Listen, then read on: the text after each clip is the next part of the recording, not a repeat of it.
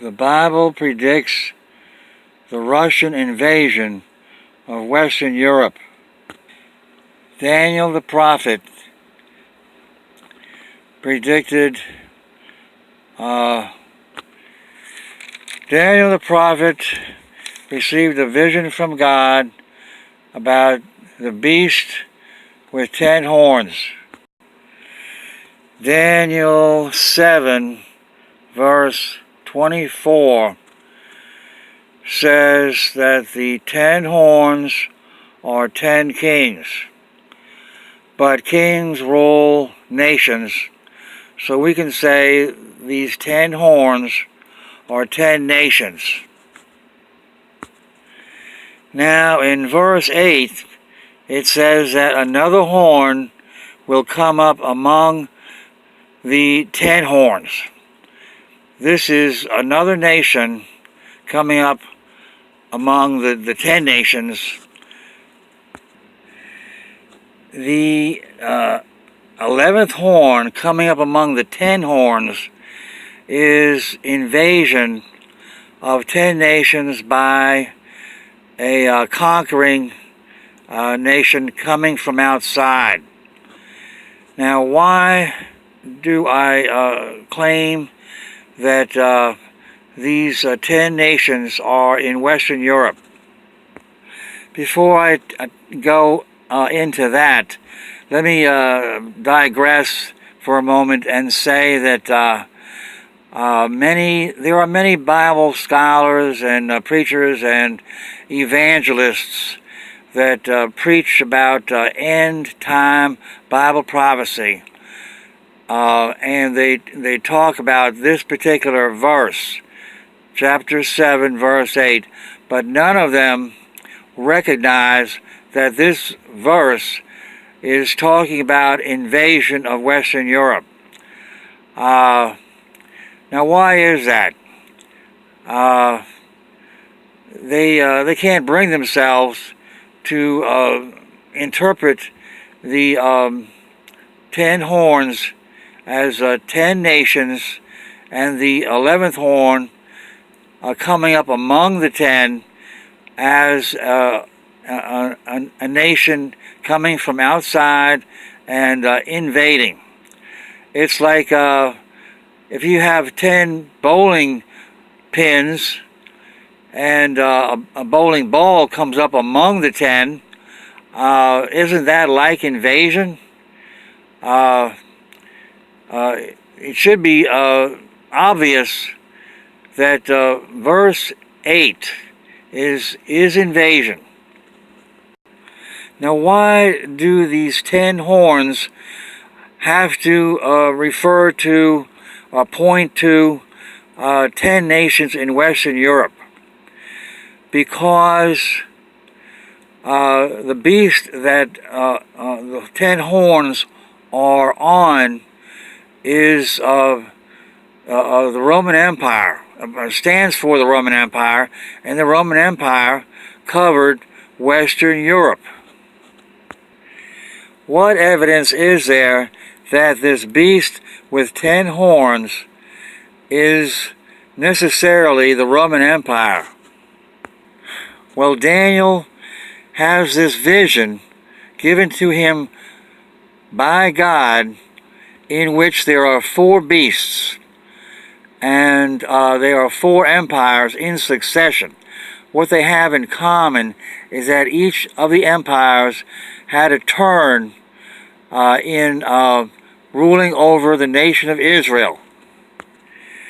This beast with 10 horns comes after the 3rd beast, which is Greece. And so whatever empire succeeded the Greek Empire should be the 4th beast. Now, the Roman Empire conquered Greece and conquered the nations that were in the Greek Empire, such as Egypt and Syria.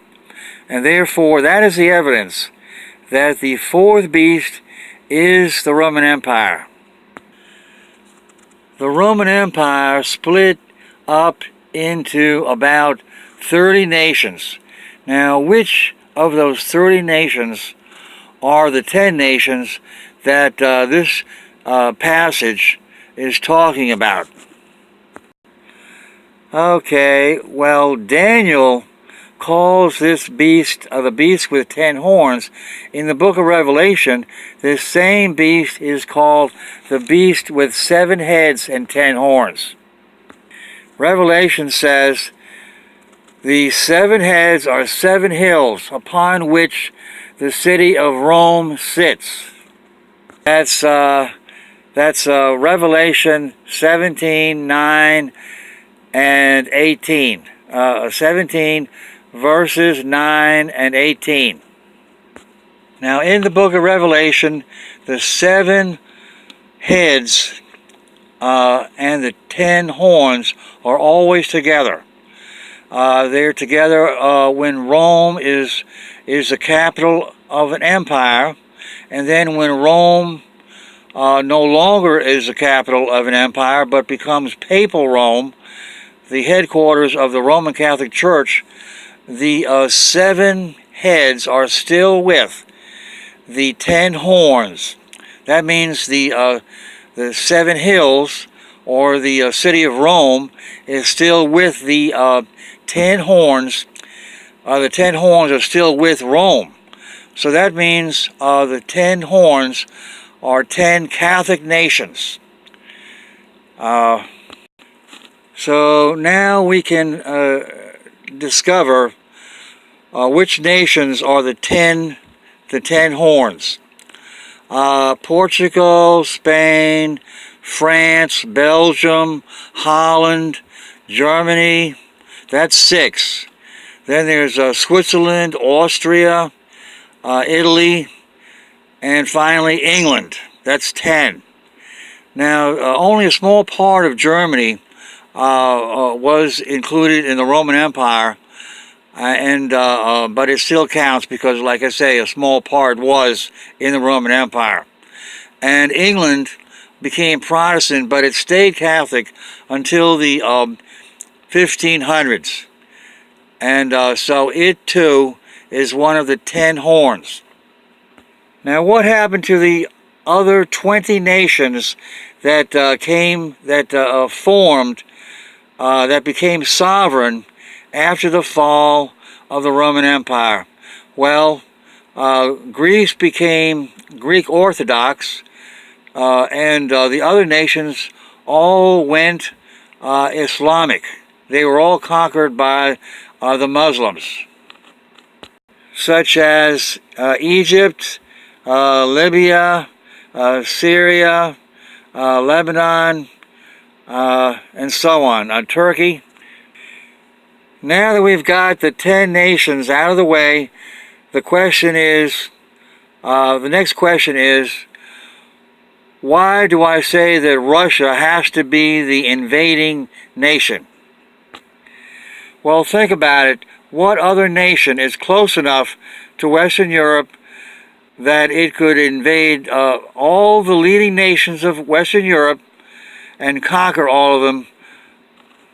The invading nation would have to be a superpower, because if it was a non-superpower, one of the superpower nations could squish it like a bug.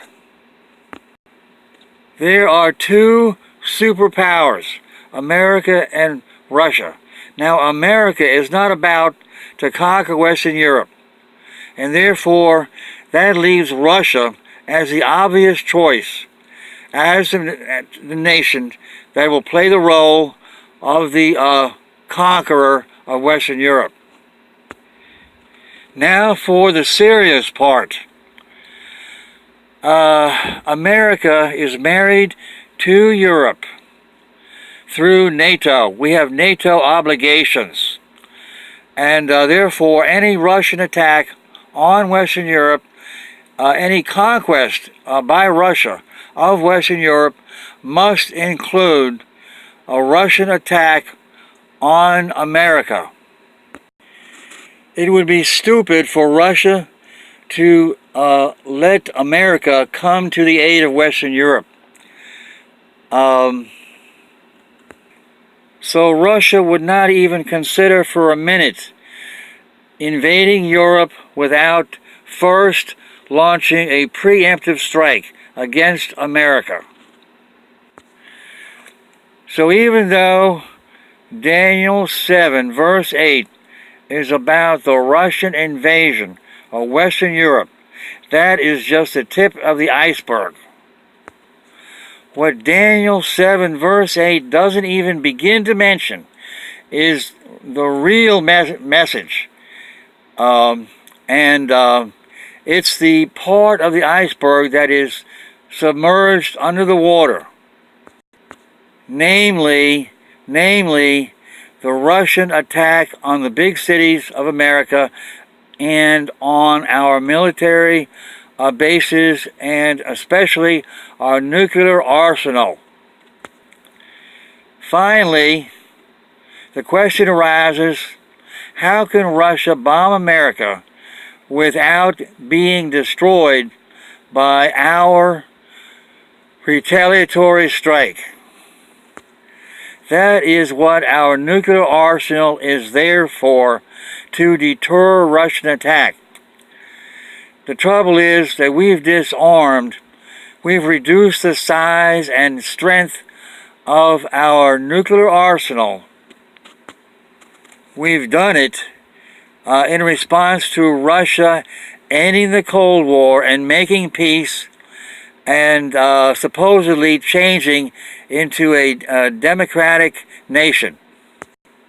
The Kremlin in the late 1980s ended the Cold War, gave up Eastern Europe, and let the Soviet Union split up and ended the monopoly on power by the Communist Party, all for one purpose only, namely to trick America into disarming on the basis that Russia is no longer a threat.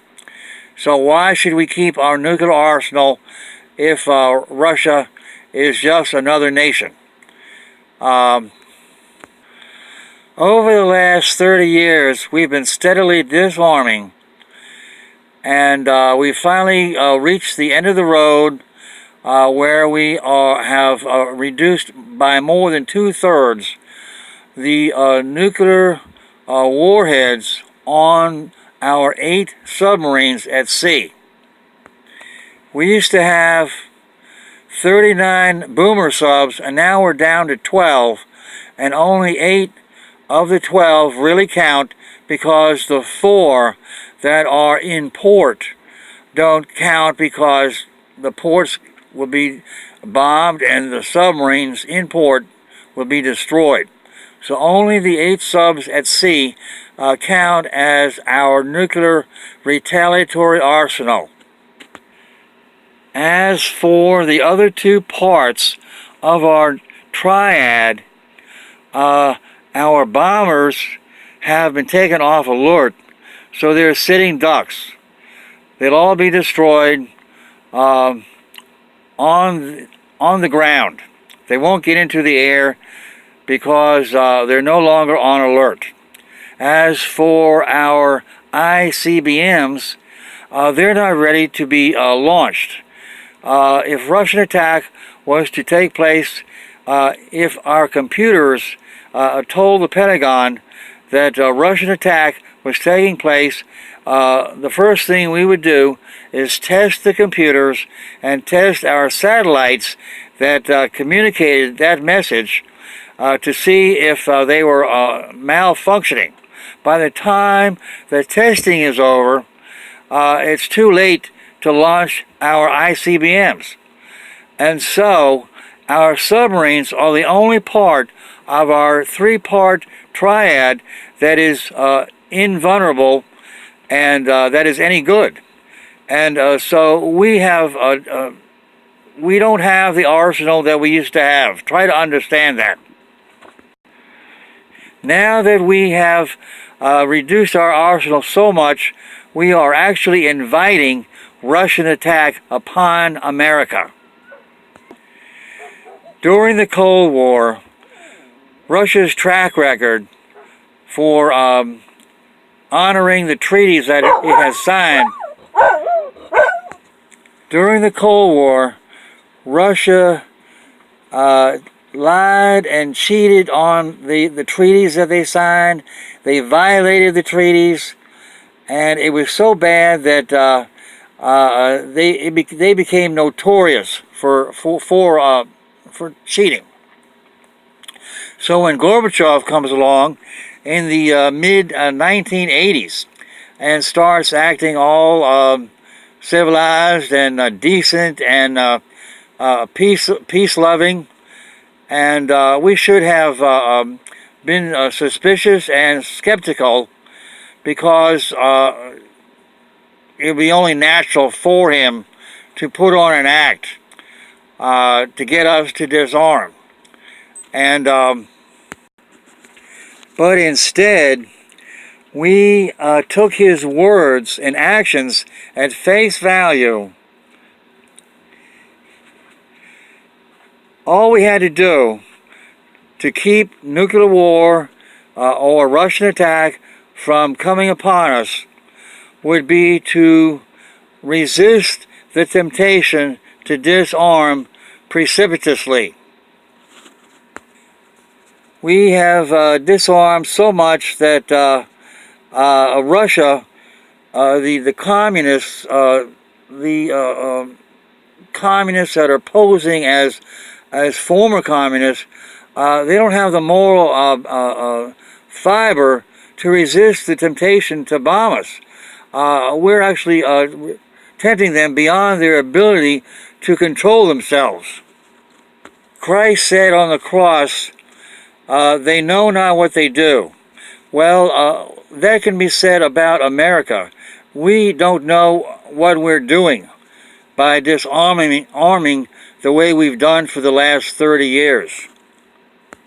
Paul the Apostle wrote, they will perish because they believe the lie.